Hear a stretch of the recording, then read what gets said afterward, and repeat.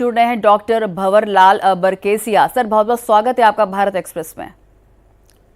Good evening ma'am. ये बताइए कि इनकी मोडस ऑपरेंडी क्या होती है, किस तरह से लोग काम करते हैं? देखिए, ऐसा है कि जो Indian transplantation of human organ act है, उसके अनुसार कोई रिलेटिव ही जो होता है वो किडनी या कोई ऑर्गन कर सकता है। तो प्रॉब्लम यह है कि जो अनरिलेटेड डोनर हैं, जो कि जैसे मान लीजिए कि कोई एक गरीब आदमी का, जैसे ऐसा होता है कि गरीब आदमी है उसको पैसा देके अगर कोई किडनी दे, तो ये हमारे रूल में अलाउड नहीं है। तो ऐसे में फिर कुछ लूप होल निकाले जाते हैं, जिसके अंदर कुछ इस तरह से पेपर बनाए जाते हैं कि जो अनरिलेटेड पर्सन है उसको रिलेटेड बता के और फिर डोनर बना के और फिर किडनी डोनेट करी जाती है। तो इस तरह का एक रैकेट था ये। लेकिन जो डॉक्टर्स की अभी से हमने जो खबर बताई है उसमें जो डॉक्टर का पीए था, वो लोग इस तरह की चीजों में इन्वॉल्व होते हैं कि किस तरह से रिश्तेदारों का नाम लेकर फर्जी दस्तावेज बनाने हैं, किस तरह इस रैकेट को चलाना है। जी, बिल्कुल यही होता है कि किस तरह से एक जो नॉन रिलेटेड पर्सन है उसको रिलेटेड किस तरह से बनाया जाए। तो ये सारा जितनी भी जो रैकेट चलते हैं, जो धांधली होती है, वो इसी चीज में करी जाती है कि एक नॉन रिलेटेड को हम रिलेटेड बना के और फिर वो आगे प्रोसीड करते हैं। तो क्या लगता है, ये मानव अंगों का कारोबार कितने बड़े पैमाने पर होता है, कितना बड़ा होता है? जी मैम, ये तो अब चूंकि लीगल चीजें हैं तो इसके बारे में कोई डेटा अवेलेबल होता नहीं है, तो कहना मुश्किल है कि कितना और किस तरह से होता है। हालांकि बहुत कॉमन नहीं है ये चीजें, अपने इंडियन कंटेक्स्ट में बहुत कॉमन नहीं है, अनकॉमन है। पर कहीं ना कहीं कुछ कुछ जगह कुछ गलत काम डेफिनेटली होते हैं।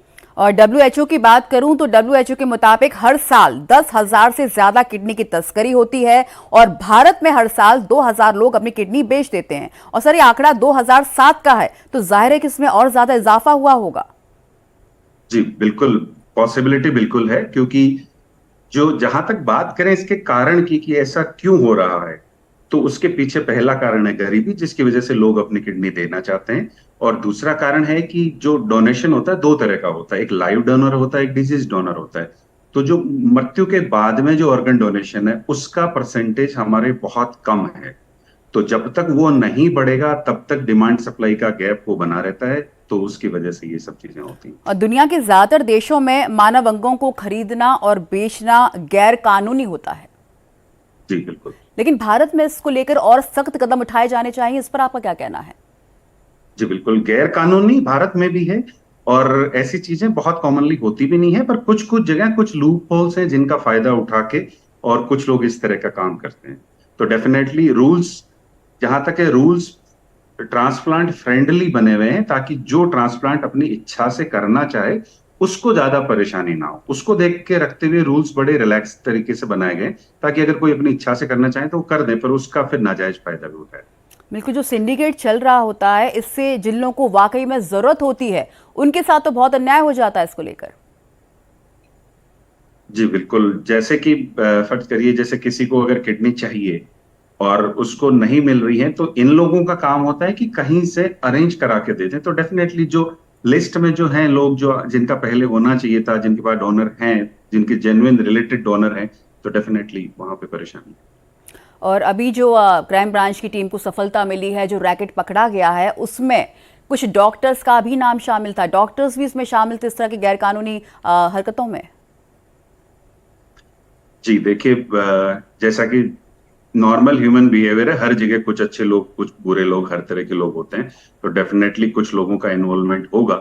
तो ऐसा नहीं होना चाहिए, अनफॉर्चुनेटली ऐसा है तो वो गलत है, और जो गलत है उनको सजा भी मिलनी चाहिए। बिल्कुल, देखिए, लोगों का डॉक्टर्स पे इतना भरोसा होता है, वो भगवान की जगह उनको मानते हैं, और जब इस तरह की बातें सामने आती हैं, डॉक्टर्स का भी इन्वॉल्वमेंट दिखाई देता है, तो कहीं ना कहीं जो लोगों का भरोसा है वो भी थोड़ा कम होता जाता है। जी बिल्कुल, ऐसा होता ही है, क्योंकि लोग बाग जब भी अपने डॉक्टर के पास में जाते हैं तो एक ट्रस्ट के साथ में जाते हैं कि ये हमारी इस बीमारी से हमें थोड़ा आराम देंगे, हमारी लाइफ को थोड़ा अच्छा बनाएंगे। तो डेफिनेटली अगर ऐसा कुछ भी होता है तो पेशे के साथ में थोड़ा तो एक दाग लगता ही है। बिल्कुल, इसमें और कानून को और सख्त बनाए जाने की जरूरत है। हमारे साथ हमारे संवाददाता मोहित शुक्ला भी जुड़ रहे हैं ग्रेटर नोएडा से, और साथ ही राकेश सिंह दिल्ली से हमारे साथ जुड़े हैं। मोहित, ये बताइए कि बहुत बड़ी सफलता मिली है क्राइम ब्रांच की टीम को, इतने बड़े रैकेट का भंडाफोड़ किया है। कहा जा रहा है इसके तार बांग्लादेश से जुड़े हुए हैं, और क्या खुलासे हुए हैं पूछताछ में? देखिए, सबसे पहले तो आपको यही कहना चाहूंगा, यही बताना चाहूंगा कि देखो देखो बच गया शोर, आ गए हैं किडनी चोर। और ये किडनी चोर ऐसे वैसे नहीं है, ये इंटरनेशनल लेवल के हैं। ये दिल्ली एनसीआर में, चाहे नोएडा हो, चाहे दिल्ली हो, राजस्थान हो या फिर बांग्लादेश हो, यानी कि इंडिया से लगाकर बांग्लादेश, ये हर जगह ये किडनी नेक्सस पूरा फैला हुआ था। ये पूरा रैकेट संचालित हो रहा था और दिल्ली पुलिस की आईएससी यानी कि इंटर स्टेट क्राइम ब्रांच को 1 महीने हाथ पैर मारने के बाद ये सफलता मिली है। और ये सफलता छोटी मोटी नहीं है, क्योंकि दिल्ली पुलिस इस बात को समझती थी। 1 महीने दिल्ली पुलिस ने पूरी मेहनत की, एक लंबी चौड़ी टीम बनाई क्राइम ब्रांच ने, उसके बाद ये गिरफ्तारियां हुई। अब आप एक समझिए एक बात, ये जो जसोला में एक फ्लैट लेकर रखा गया था, एक होटल भी है, उस होटल में आरोपी रुकते थे और वो कहीं ना कहीं उसके बाद इस पूरे नेक्सस को चलाया जाता था। अब आप एक बात समझिए, जो इसका मुख्य आरोपी है रसेल, वो इतना तेज है कि वो सबसे पहले वो पिछले, अब ये समझिए कि साल 2019 से ये इस पूरे मामले में वो एक्टिव है लगातार। वो हो उसके कई अन्य साथी हैं, लगातार उनकी यही कोशिश रहती है कि वो सबसे पहले बांग्लादेश में ऐसे लोगों को निशाना बनाते थे। वो डायलिसिस सेंटर पर जाते थे, वहां जाकर लोगों की वो पड़ताल करते थे, उसके बाद वहां से रिसीवर और डोनर दोनों लेकर आते थे, फिर इंडिया आते थे और इंडिया के 2 नामचीन अस्पतालों में, जिसमें एक दिल्ली के, साउथ दिल्ली का बड़ा अस्पताल और एक ग्रेटर नोएडा का अस्पताल, दोनों अस्पतालों में उनको फिर किडनी ट्रांसप्लांट कराया जाता था। और ये देखिए कि आप अभी तो 16-17 मामले सामने आ रहे हैं, लेकिन सूत्र ये बता रहे हैं कि ये कई 100 मामले हैं, कई सारे लोगों का किडनी ट्रांसप्लांट कराया गया।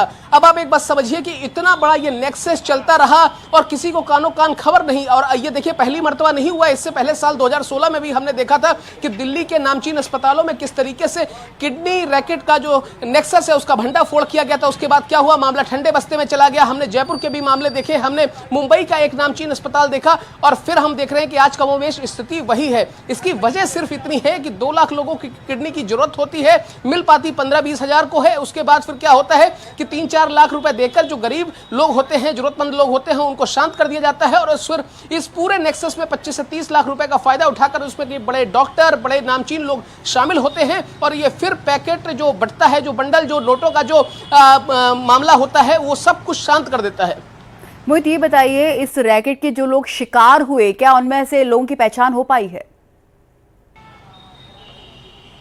देखिए, अभी जांच का विषय है। दिल्ली पुलिस की क्राइम ब्रांच, जो कि इंटरस्टेट उनकी क्राइम ब्रांच है, आईएससी क्राइम ब्रांच, वो अभी लगातार इसकी पड़ताल कर रही है। कई सारे लोगों को हिरासत में लिया गया है, उनकी सीडीआर निकाली जा रही है। उन्होंने किस किस तरीके से, कैसे ये नेक्सस बनाया और ये नेक्सस कितने दिन से ऑपरेट है, इसके पीड़ित कौन है और इसके फायदेमंद कौन है, सारी कड़ियां जोड़ी जा रही हैं। और जब ये कड़ियां एक एक करके जोड़ेंगी, उसके बाद जब कड़ी से कड़ी जुड़ेगी तो चैन बनेगी। और आप ये बात समझिए, दिल्ली पुलिस की कोशिश है कि उसी चैन से इन लोगों को हथकड़ी बनाकर पहनाई जाए। और देखिए, 7 लोग गिरफ्तार हुए हैं, हो सकता है आने वाले दिनों में 7 से 27 हो, 27 से 37 और फिर 70 लोगों की भी गिरफ्तारी इसमें हो।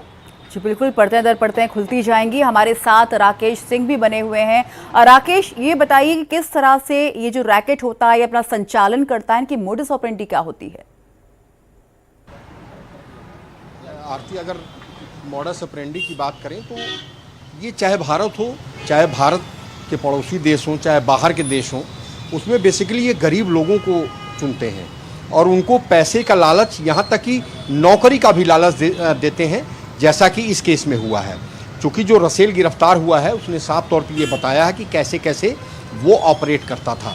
चूँकि इसमें 7 लोगों की गिरफ्तारी हो चुकी है, जिसमें एक महिला डॉक्टर है, नेफ्रोलॉजिस्ट हैं, और इसके अलावा 2 नर्सेज हैं, एक ट्रांसलेटर है, इसके अलावा 2 अन्य लोग हैं। तो अब इनसे पूछताछ जारी है।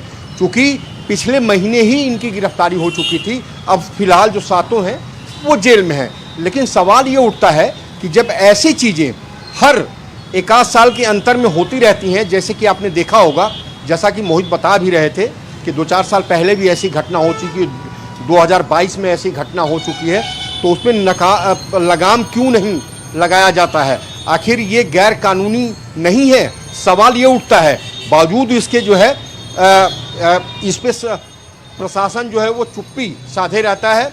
आखिर क्या कारण है? लेकिन जहाँ तक इस केस का आर्थिक सवाल है, तो उसमें जो है, चूँकि डोनर और रिसीवर दोनों बांग्लादेश से हैं, लिहाजा दिल्ली पुलिस की क्राइम ब्रांच ये तलाशने की कोशिश कर रही है कि ये इंटरनेशनल रैकेट आखिर कितना लंबा है। ये पूछताछ का विषय है। पूछताछ हुई है, बहुत सारी चीज़ें निकल करके सामने आई हैं। चूँकि जो 7 आरोपी हैं वो जेल में हैं, उनसे पूछताछ हो चुकी है। क्योंकि जैसा मैं आपको बता रहा था कि जून में ये मामला चला था, तो अब जो है दिल्ली पुलिस की सूत्रों की माने तो उनका साफ तौर पे कहना है कि अभी इसमें जांच चूंकि जैसे जैसे आगे बढ़ रही है वैसे वैसे इसमें कुछ सफ़ेद पोश लोग भी उनके गर्दन तक फंदा पहुंचने की उम्मीद है। दिल्ली पुलिस के सूत्र ये बता रहे हैं, क्योंकि आज भी एक गिरफ्तारी हुई है। दिल्ली पुलिस के सूत्र ये बता रहे हैं कि जसोला से एक और गिरफ्तारी हुई है। तो अब ये आरती देखना होगा कि जैसे जैसे ये जांच आगे बढ़ती है और कितने लोग इसमें शामिल होते हैं। और जाहिर सी बात है, जिन नामचीन अस्पतालों का, एक नोएडा के नामचीन अस्पताल का और एक दिल्ली के, ठीक मेरे पीछे वो अस्पताल आपको दिख भी रहा होगा, तो जाहिर सी बात है जितने बड़े ये नामचीन अस्पताल हैं, लेकिन जो काम होते हैं वो जो है वो काले होते हैं, गैर कानूनी होते हैं। बिल्कुल राकेश, बिल्कुल सही कहा आपने, यहाँ पर काम काफी गैर कानूनी भी हो रहे हैं। ये बताइए, इस पूरे रैकेट का आखिर पर्दाफाश हुआ कैसे? देखिए आरती, ये धीरे धीरे दिल्ली पुलिस तहकीकात कर रही थी, क्योंकि जैसा मैंने आपको बताया कि गिरफ्तारी जून महीने में ही हो गई थी और इनसे पूछताछ भी हो चुकी थी। अब चूंकि जैसे ही ये मामला मीडिया में आया, जो हमारे साथी हैं उन्होंने जानने की कोशिश की, अपने सूत्रों से इस खबर को पता किया, और जैसे ही मीडिया में आया आखिरकार दिल्ली पुलिस ने इस मामले में पूरी जो तहकीकात की थी उस बारे में बताया। लेकिन सवाल ये उठता है कि देखिए, ऑफलाइन तो वो बता रहे हैं, बगैर कैमरे के बता रहे हैं कि 2 नामचीन अस्पताल हैं, लेकिन अधिकृत रूप से, आधिकारिक रूप से वो नहीं बता रहे हैं कि कौन कौन से अस्पताल हैं। लिहाजा जो है अभी ये ज़रूरी है कि ऐसे मामलों में, चूँकि एक इंटरनेशनल रैकेट है, भारत में इसकी जड़ें बहुत मजबूत हैं और आरती बहुत पहले से मजबूत है। कोई ये पहली घटना नहीं है, इसके पहले भी तमाशा खड़ा हो चुका है, लेकिन वही ढाक के 3 पात। निकला क्या? जांच दब गई, गिरफ्तारी हुई, उनकी जमानत हो गई, लेकिन इसमें पिसता कौन है? गरीब लोग पिसते हैं फर्जी डॉक्यूमेंट्स के जरिए। इसके अलावा उनको नौकरी का लालच दिया जाता है, और यही जो बांग्लादेश से जो गरीब लोग आते थे यहाँ पे किडनी बेचने, और वहीं के लोग किडनी लेते भी थे, यानी कि रिसीवर और डोनर दोनों। तो सवाल ये उठता है कि जांच होती है, लेकिन आखिरकार अंत में निकलता क्या है? सवाल यही उठता है, क्या कितना बड़ा नेक्सस है कि दिल्ली पुलिस इस बात का पता लगाने की कोशिश कर रही है कि आखिर इसमें कौन कौन और लोग जुड़े हुए हैं। क्योंकि इसमें नर्सेज भी हैं, ये भी दिल्ली पुलिस बता रही है कि इसमें नर्सेज भी हैं, ट्रांसलेटर है, नेफ्रोलॉजिस्ट हैं। तो ये सोचिए कि अगर एक डॉक्टर, चाहे वो महिला हो चाहे पुरुष हो, हालांकि इस मामले में महिला डॉक्टर है, वो जो है दिल्ली में भी काम करती थी एक बड़े अस्पताल में, नोएडा के एक बड़े अस्पताल में काम करती थी। तो सवाल ये उठता है कि जब इतनी बड़ी डॉक्टर नेफ्रोलॉजिस्ट काम कर रही है और गैर कानूनी काम हो रहा है, तो ऐसा कैसे हो सकता है कि अस्पताल को न पता हो? सवाल ये उठता है। लेकिन जैसा मैंने आपको बताया कि अंत में होता क्या है, जांच दब जाती है, जमानत पे आ जाते हैं धीरे धीरे, और आप देखती हैं कि अदालतों में कैसे कार्रवाई चलती रहती है। और ये जो गैर कानूनी तरीके से गरीब लोगों को फंसाया जाता है किडनी बेचने के लिए, आखिरकार उस पर सख्त एक्शन क्यों नहीं लिया जाता है? सवाल सबसे बड़ा यही है। तो अब ये देखना होगा कि जैसे जैसे दिल्ली पुलिस जांच आगे बढ़ा रही है, क्या कुछ और लोग, चूँकि दिल्ली पुलिस का ये कहना है उनके सूत्र के मुताबिक कि और भी अस्पताल इसमें सामने आ सकते हैं, लेकिन सवाल यही उठता है कि और भी अस्पताल अगर सामने आ सकते हैं तो आखिरकार इसका अंजाम क्या होगा, क्या नतीजा निकलेगा? आपने देखा होगा आरती कि पिछले कई सालों से ऐसे धड़ल्ले से ये कारोबार चल रहा है, कोई नई बात नहीं है। लेकिन सवाल फिर वही है कि आखिरकार शिकंजा क्यों नहीं कसा जाता है?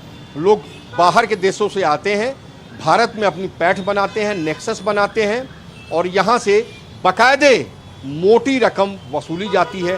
डोनर को कितना मिलता है? जो ये केस है इसमें सूत्रों के मुताबिक जो पुलिस कह रही है कि 25 लाख के करीब लिया जा रहा था, जिसमें केवल 4 लाख डोनर को दिया जा रहा था। बाकी जो है डॉक्टर और रैकेट के बिल्कुल लोग सही कहा आपने लिया राकेश। करते इस थे। पूरे मामले में एक नेक्सस को देखना, उसका पड़ताल करना बहुत ज़रूरी है। हमारे साथ डॉक्टर भंवरलाल बरगेसिया भी जुड़े हुए हैं।